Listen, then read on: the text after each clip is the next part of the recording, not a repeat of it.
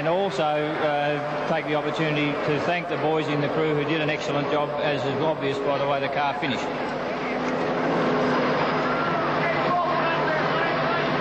Peter Brock, let's bring you back to the microphone. We're about to call upon George Hibbard to make the presentation to you, the general manager of Hardy-Ferrado, the man we could truly call the father of this race. George Hibbard, please come up to the microphone with Peter Brock.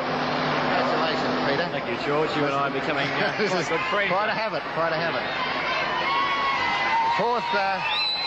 It's your fourth victory at Bathurst. You've equalled Alan Moffat's record. Yes, that's right. Yes. 3 years pole position. That trophy you presented yesterday, that you must have a line of those on the mantelpiece now. Yes, I'm doing well there, George. Thank you very much. But anyhow, sincere congratulations to you, and also, if I may, to Jim Richards, and for this marvellous preparer of motor cars, John Shepherd.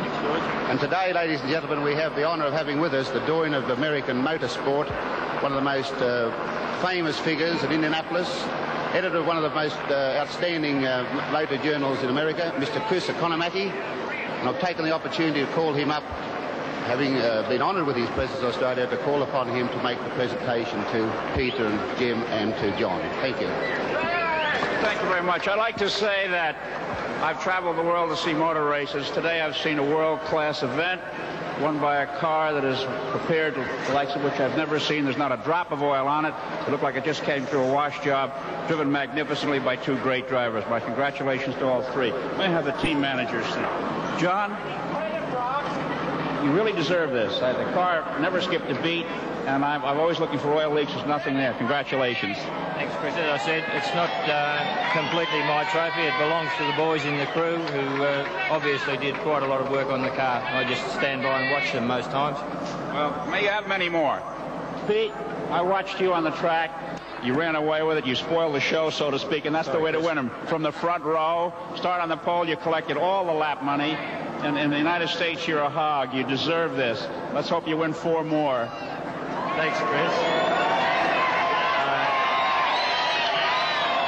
I realise that in the States you would probably draw out the yellow flag to close things up a little. We had a few spots of rain there, but we handled that okay. No, I'm thrilled with today's race, and as you said, the next thing to try to do is try and win 5. And see who can win more Bathurst than anyone else. Thank you very much. Your co-driver deserves a lot of credit. Come on up here and get your hard work. It's tough to be in the shadows of a great man like Pete Brock, but everyone has to have assistance, and I don't think anyone in today's race gave a better job of support than this gentleman here, Mr. Richards. Congratulations. Thank you again. Oh, he's a big talker, Jim Richards, isn't he? You know, one of the newer features of the Hardy-Ferrado 1000 is the index of performance. It's, in effect, a handicap system which is designed to recognize the greatest improvement in vehicle design, the greatest improvement in driver abilities. Ivan Stibbard and the ARDC go to a lot of trouble working out a formula that will encourage the smaller cars and give them a chance against the big ones. It's designed on past class performances, and the man who wins has to improve by the greatest amount on the previous class victory, and that favours the small cars. And do you know who won the index this year? Peter Brock.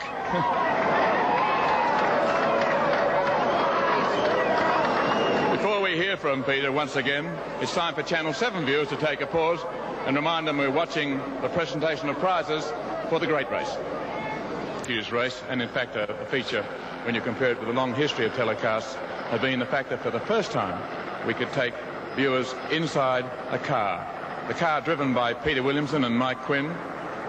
All you here in front of the Hardy-Ferrado stand, I'd love you to have heard the commentary that Peter Williamson gave from the car. It was fabulous. And just to top off a great performance, Peter Williamson won the 2-litre class in the Toyota Celica. Peter. Congratulations, Peter. Step up here for a minute. Your co-driver. You know, you're the hit of the telecast.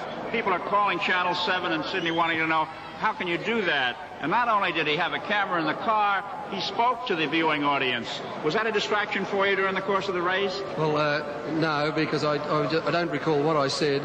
I just said what was in my brain at the time, and if I said anything wrong, please forgive me. No, it came across very well, but you don't know what the dialogue that went on behind your thing. When you said there was a hole in the floorboard, one of the people in the truck said, tell him to turn the camera down so we can have a look at it. So I hope they never told you that. Well, you did a great job, and your class victory was even more remarkable because you finished, polished off the 3-liter cars, I understand. Yeah. That's not easy to do. Peter Williamson and Mike Quinn in the Toyota Celica, a great class win. And here are your mementos. I hope you'll find a place of honor in your homes. Congratulations, gentlemen.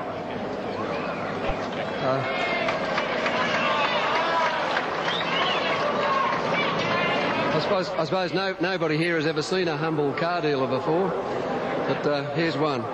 I'd like to thank Mike. He did a great job. We lapped about the same times. We kept the pressure on. We had a very hard race. We had a lot of trouble last night, and we had a lot of assistance from Castrol, and I thank them. We had a long race with that Alfetta GTV of Foley's. We finished after 1,000 kilometres, only 1 minute 20 seconds in front of him. And I'd like to thank you for letting us win, Brian Foley. I'd like to thank Reg Varley, Stephen Branch, and all the team. They worked so hard. And all of you people for coming here and making it such a great event. Thank you very much. Now, I know you'd like to... I think you might have recognised the fellow I was going to introduce you to. Well, this is Larry Perkins, and the anonymous character here is Peter Jansen. Peter, a few words. Outright second. Thank you very much. On behalf of Larry and I, he did all the hard work. We didn't come from America. We came from Melbourne to give it a decent go. And we're very happy. We'd like to thank Cadbury, Schweppes, Hertz and Ricard and all the other multitudes who were there. And we really enjoyed it. I had a spin down there when I started to pick my nose or something went wrong. Anyway, I've got to go and see the dry cleaners and the laundromat now. I'd like to say thank you to everybody and the great backing you gave us when we went around the mountain. Larry and I really enjoyed it. Thanks a lot.